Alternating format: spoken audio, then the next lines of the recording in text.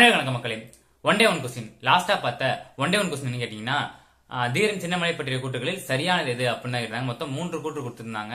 First கூற்று என்ன கொடுத்திருந்தாங்கன்னா, ஆங்கிலேயத்து போராடிய கொங்கு நாட்டு பாளையக்காரர் அப்படின்னு கொடுத்திருந்தாங்க.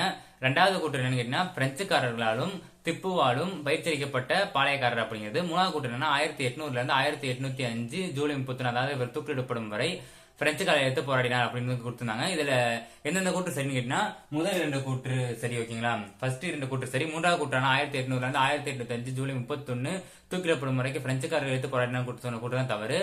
இது என்ன தவறுன்னு கேட்டீங்கன்னா, பிரெஞ்சுக்காரர்கள் எடுத்து போராடினாங்க தான் தவறு. ஆங்கிலேயர் எடுத்து போராடினாங்க. தூக்கிலிடப்படும் வரை ஆங்கிலேயர் எடுத்து போராடினார். எங்க தூக்கிலிடப்பட்டார்னு கேட்டாங்கன்னா, சங்ககிரி கோட்டையில் தூக்கிலிடப்பட்டார், ஓகேங்களா. தீரன் சின்னமலை எங்க தூக்கிலிடப்பட்டார்? சங்ககிரி கோட்டையில் 1805 ஜூலை 31 வரை தூக்கிலிடப்பட்டார், ஓகேங்களா.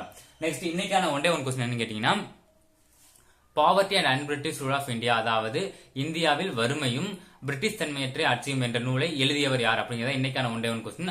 ஆன்சர் தெரிஞ்சவங்க கமெண்ட் பாக்ஸ்ல கமெண்ட் பண்ணுங்க. தெரியாதவங்க நெக்ஸ்ட் வீடியோ ஆன்சர் சொல்றேன். மறக்காம சேனல் சப்ஸ்கிரைப் பண்ணீங்க. நன்றி.